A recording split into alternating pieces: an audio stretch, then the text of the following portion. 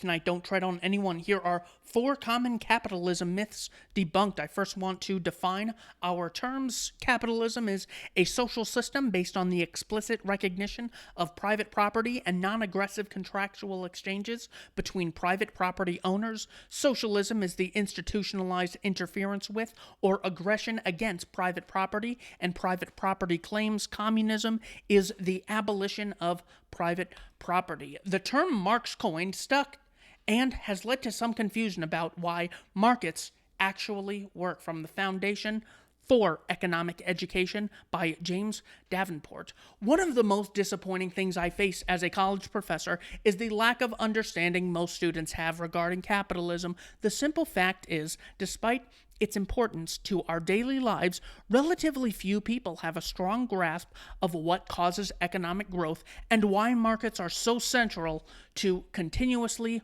rising standards of living.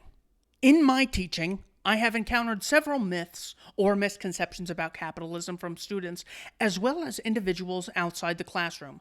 Dispelling these myths has become a focus of much of my teaching. Myth number 1, capitalism was created. One of the most pervasive misunderstandings about capitalism is the idea that it was created by someone. Some of this can be attributed to the language used to describe Adam Smith's role in explaining the market process. The common reference to Smith as the father of economics can lead people to assume that he in some way created the market system. It is also not unreasonable to conclude that since socialism is generally reliant on planning, many would assume that capitalism is as well. However, as Friedrich Hayek explained, the market system is not really created as much as it is a system that evolves out of human interaction and discovery. Similar to language, the market economy was not created by a single individual or group, but evolved over a long period based on the interactions of many people. The rules and institutions which support the market economy arose from these interactions. This notion of a spontaneous order emerging out of individual actions of millions of people and the discovery of rules and institutions that will facilitate the continual progress of this order may be the most important aspect of capitalism. It succeeds because it arises out of humanity itself. Unlike socialism, which attempts to impose rules and institutions, regardless of their conformity to human nature or desires, markets arise out of human qualities, and the rules and institutions that facilitate the ability of markets to perform are discovered as we discover ourselves and in the way we interact with one another. Myth number 2, capitalism creates poverty. This may be the most pernicious of all the misunderstandings I encounter regarding markets. The idea that absent market capitalism would create greater shared wealth within society continues to permeate the thinking of a great deal of people. This is despite mounting evidence that as markets are used by more and more countries, global poverty is steadily decreasing. Importantly, the evidence is clear that this decline in poverty has happened as countries have come to embrace market capitalism as the way forward, especially in China and India. As other countries see the success of these two previously very poor countries and begin following their lead, we can expect to see poverty in the rest of the developing world significantly reduced as well. In The Wealth of Nations, Adam Smith explained how markets, by continuously expanding the range of goods and services to an ever-increasing number of people, would produce what he called universal opulence. However, since Karl Marx and Friedrich Engels first launched their frontal assault on capitalism, many intellectuals, entertainers, and even politicians have embraced the idea that capitalism causes poverty, or at least prevents people from escaping it, and more disturbingly, that socialism leads to greater prosperity for the masses. It's not surprising, then, that these ideas filter down to the public at large. But this idea that capitalism leads to poverty for the masses while socialism leads to their prosperity is exactly opposite to all the evidence we have.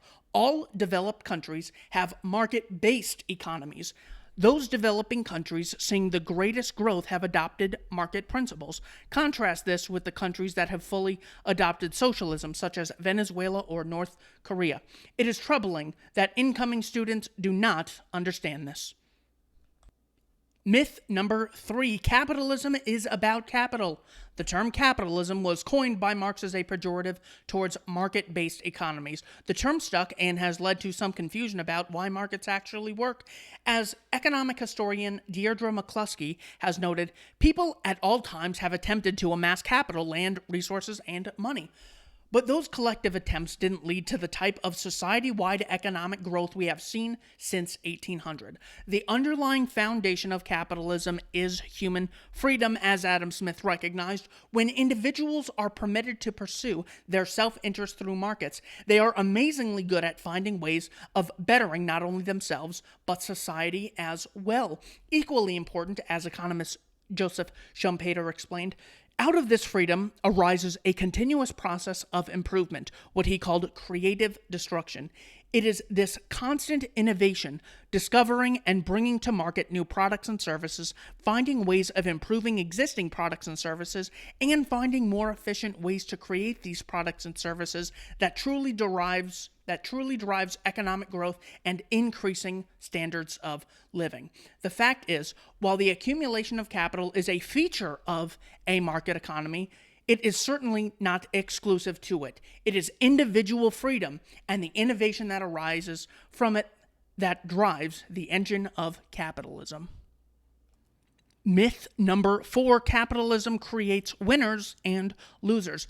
While it is true that some individuals and firms succeed while others do not in capitalism, this is hardly an exclusive feature of markets. All economic systems have some individuals who succeed and others who fail in one form or another. However, capitalism is different in this regard in 2 important ways. First, capitalism increases the number of winners. Unlike other systems, capitalism reduces the barriers to entry into market activity for larger number of individuals.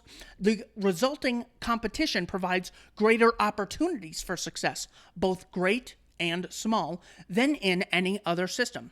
Second, over the long run, society in its entirety benefits as a result of markets. This is because markets, as mentioned above, bring more goods and services within reach of more people than any other system.